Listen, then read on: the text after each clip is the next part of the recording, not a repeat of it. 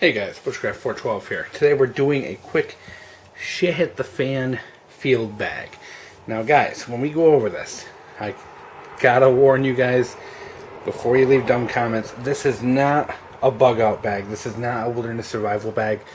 This is a field bag. Say shit does hit the fan and you're in some kind of a situation where you need to go out, maybe get help, go to trade for food or something like that, whatever you're doing, and you're just leaving temporarily for a known task, which is not bugging out, not wilderness survival. I put together kind of a quick little field bag that you could bring with you and give you guys some ideas of stuff that you should bring with you when you're out in the field, just so you know what you're going to need versus what you don't need. And first of all, I chose a messenger bag, and I chose a messenger bag for a couple reasons. Number one, it's small. Number two, you can access it while you're wearing it. Backpack, you can't get into it while you're wearing it. You have to take it off. That slows you down, and if there's something you really need in a hurry, I feel a messenger bag is a pretty quick way to do it. Plus, one of the things I like as well is that this bag does have a buckle, so you can actually unstrap this from your shoulder at any time and just throw it into the woods, throw it on the ground. So say, for example, if you're coming up on a checkpoint or something like that, and you don't want someone to find this bag, you can just unclip it in a heartbeat and get rid of it. Likewise, say if somebody grabs you by the strap, you can unclip it to get away. So I do like having that ability to unclip from it. You don't have that option with backpacks and a lot of the tactical gear out there. So I do like the messenger bag idea. Plus it's very small, something you can run with and maneuver with, and it's not going to get in the way. So let's get into the content of this. And remember guys, this is for kind of like daytime field use. You know, you're going out to get supplies, scouting, trading, something like that. This is not bugging out. It's not wilderness survival. This is, hey, I'm leaving my house, I'll be back in an hour. And in a shit hits the fan scenario, you're going to need to carry certain things with you. So let's take a look in this front little pouch here. And by the way, I got this messenger bag at the gun show. It's a no-name brand. It was only 20 bucks. Quite a deal. It's really nice quality. It's actually nylon, and the insides of all the pockets have this really nice waterproof, like vinyl coating. So it's actually very very waterproof and actually really good quality for the 20 bucks. Really impressed with it. Good pocket knife. I chose the Bird Cara. Substitute with whatever you like, but that's a nice budget kind of intimidating knife as well, so that's why I chose it. Plus partially serrated, in case you're, holy cow, that knife's there. I didn't realize it, but there's actually a whole bunch of gunk on there. I must have been using it and forgot to clean it off, so we're gonna have to take care of that. Multi-tool, always good to have. Fit for that little pocket. And sorry about the camera work, guys. I'm moving this Friday, and I have like no floor space left, so I'm trying to do this in areas I don't really normally film in. So Zippo, must have in any situation. You should always have some kind of a lighter or fire starter on you. Headlamp or flashlight, whatever you like. Preferably something with a strobe mode, because they are very good at if somebody's attacking you, at blinding them. Very good for a tactical situation. Plus they're hands-free, so if you are working on something or whatever, you can have your hands free and also have some good light. Let's see, this one here just has one thing. We'll get into that in a second.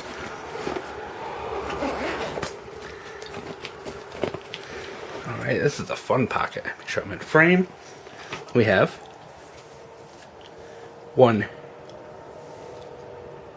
slotted screwdriver, large.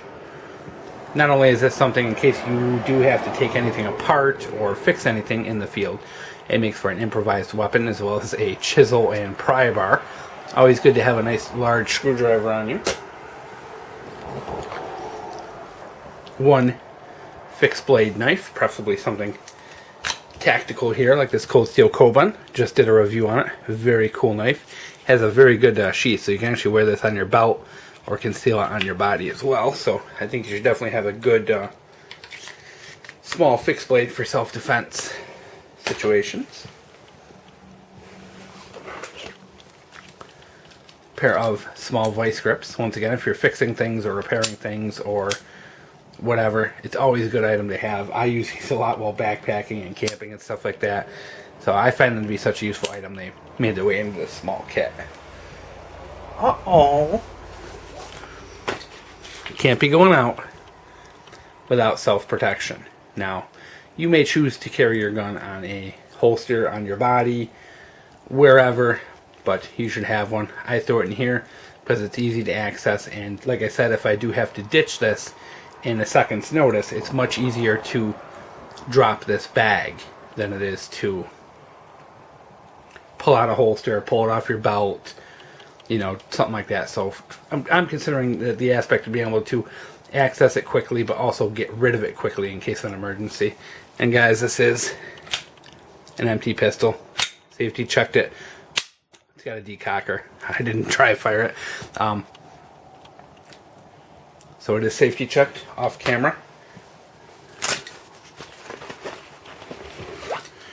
In here we have an extra magazine, loaded hollow points.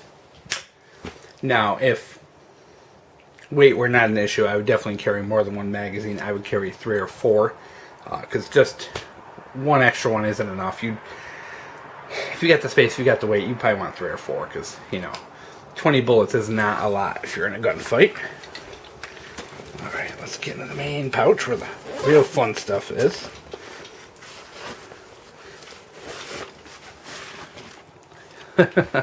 We got the SOG tactical tomahawk here. We'll pull this out of sheath so you can see it. And why the hell did you pick this? I picked this, number one, because it's a weapon.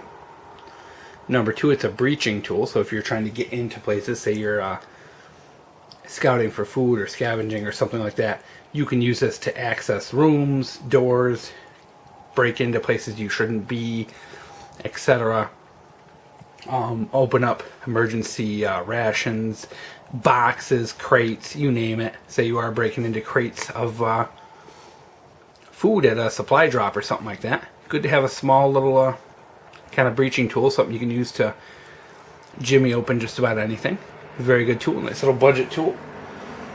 I know this bag's actually quite bigger than it looks, guys. Good messenger bag is... We're actually almost done though. A pair of work gloves. Always a good idea to have. In a shit hits the fan world, you never know when you're going to come across some nasty, dirty mess. You know, especially if you're going through buildings or rubble or whatever. You know, the last thing you need is to get a cut or a scrape on your hand and die of infection. A good pair of work gloves is always a good idea.